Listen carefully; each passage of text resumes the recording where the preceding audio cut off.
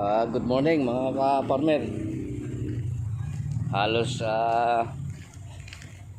magwa 1 week na ako dito sa bahay kasi meron akong ginagawa. Pero mamaya sigurong hapon babalik ako sa farm. Ayan, katulad nito, nag-front tayo.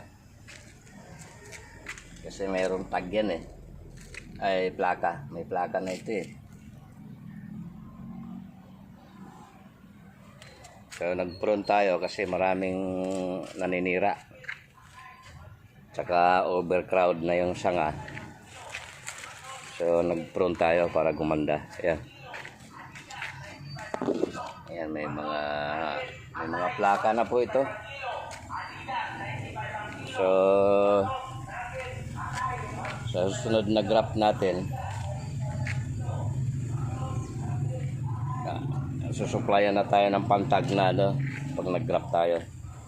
Pantag nila galing sa BPI, sa Bureau of Plant Industry. So yan na nakapag-pro na tayo, maluwag na. Bukas, bali 1 week na ako dito bukas. So nag-stay ako dito para gawin itong mga ito. Kasi hindi na rin maasikaso dito ng busy. Kaya ako na ang gumawa. Saka yung pagpupron kasi nasa tamang timing yan. Kaya marunong ka tumingin. Yung tulad nito, malagong malago ito nung Saka in-spray natin ng insecticide kasi ang daming maninira dyan.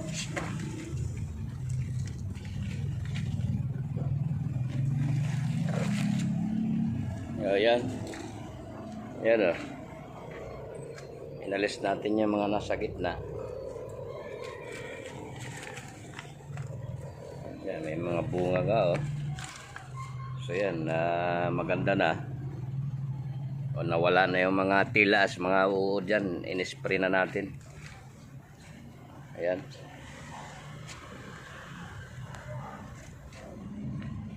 Mamomonitor na natin to. Yan, mga may plaka yan na kakao. So hindi natin tsatsambahan kasi kailangan ngayon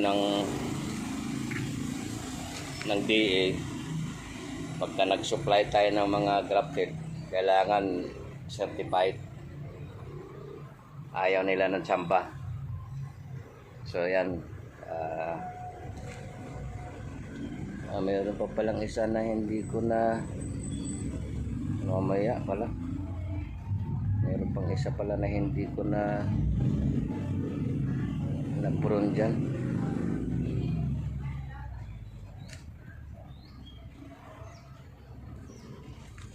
So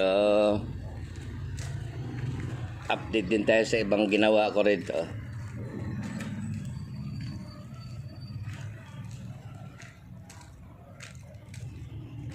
Ayan po, may mga tag po yan. Ayan, niribag ko na po yan sa semi-drum size. Galing po ito ng BPI, certified po ito. Ito yung sweet orange. Yan po, sweet orange yan. Tapos nagtanim tayo ng mother plant dyan. Yan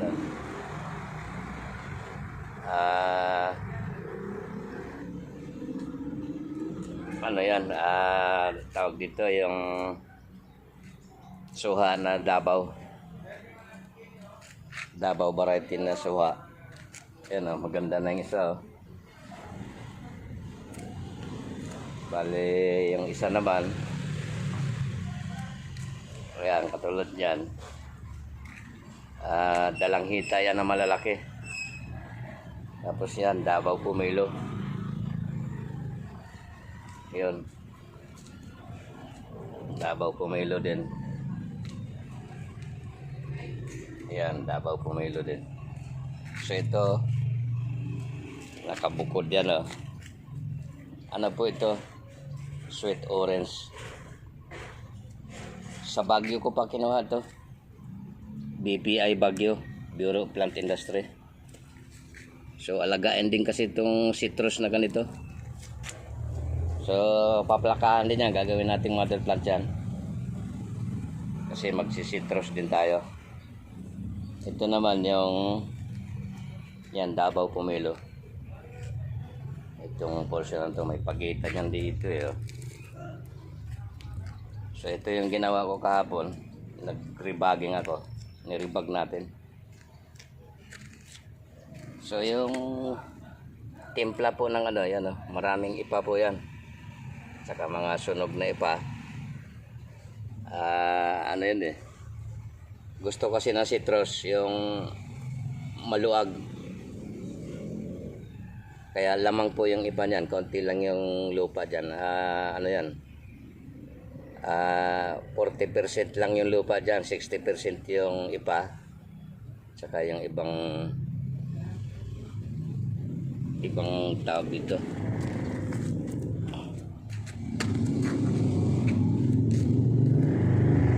Yung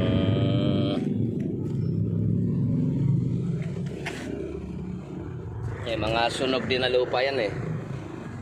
Sunog na lupa, sunog na ipa, tapos yung ipa na pinabulok kasama yung lupa. Gusto kasi ng citrus maluag lang yung daluyan ng ugat. Saka dapat hindi yan maipunan ng tubig. Masilan po ang citrus, bawal sa kanya yung laging basa. Kailangan tamang-tama lang. So yan, may mga tag po yan. Ito Davao Pomelo to, gagawin natin itong mother plant. Pagka lumaki siya dyan, ilipatan natin siya sa mas malaki.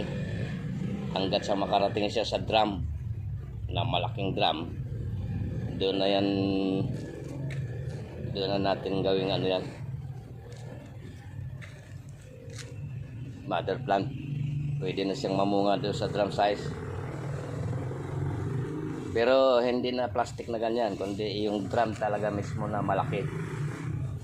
Hahatiin yung buong drum. Doon natin transfer yan pag malaki na yan.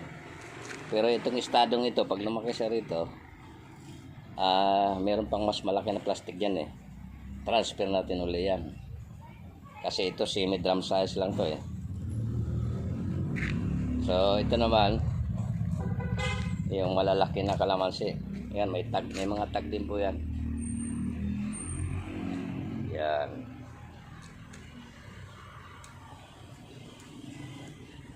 So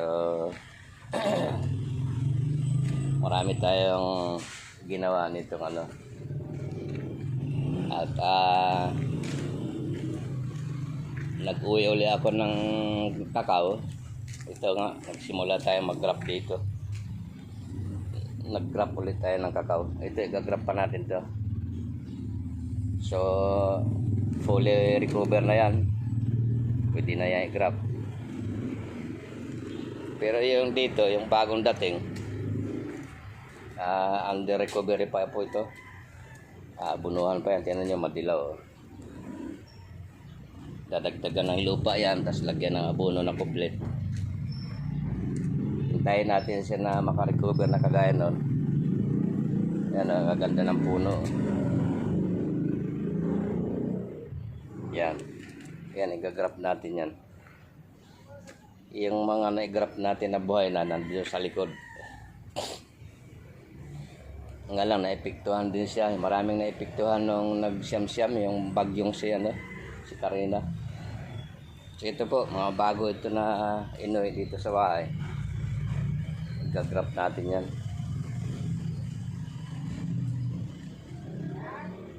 Yan. So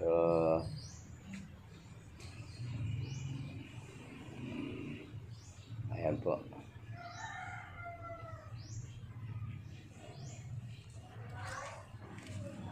So balikan natin yung dito. Ito yung sobrang lago na kakao na maraming naninira, dapulag. Kaya nagkadapulag, ang dami niyang langgam. So yung langgam kasi yan ang lumilikha ng dapulag. Ayan pindraw na natin yan, tapos in-spray ko ng ng insecticide. Matagal kasing hindi na hindi na asikaso.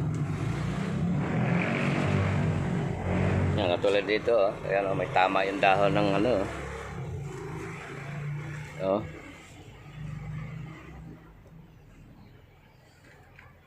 So, inispray na natin yan.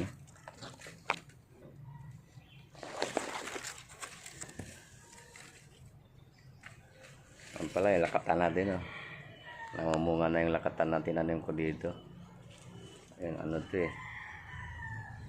4 na pulutong. Pararamihin din natin yan.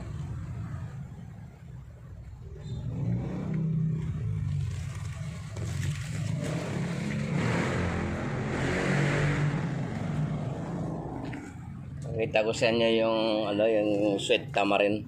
Nagtanim ako dito ng sweet tamarind eh. Ayan, namumunga na eh. Ayan eh. Nagbunga na. Bali na yan, 2 years. Magto 2 years na yan. Bumili tayo ng 2 puno. Ayan. Namumulaklak na siya eh. Ayan. Sweet tamarind.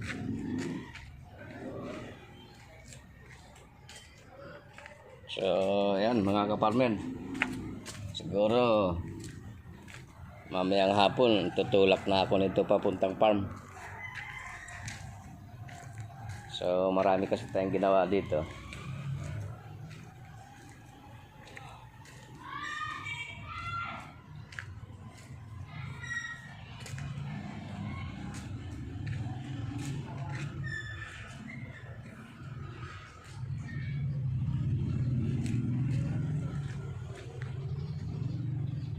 Sige mga kaparmer, maraming salamat sa mga sumubaybay. At sana yung iba na hindi pa nakapag-subscribe, pag makapanood kayo dito sa mga video ko, paki-subscribe po natin. Ayun, tulad dito, nagpa-ready pa rin ako ng lupa dito. Ayan, ganyan yung halo ng lupa natin. Lamang yung ipa, tsaka yung mga sunog na lupa. Yan, meron pa tayong ipa na stock. Ito naman yung lupa. Bale, ito yung dito tayo, ito yung place na pwedeng mag-rebag tayo dito. Tapos dyan maghahalo ng lupa. Ayan, lupa, isang lupa, 2 ipa. So, yun po. Muli, maraming salamat sa atin mga kaparmer. At God bless po sa inyo lahat. Maraming salamat.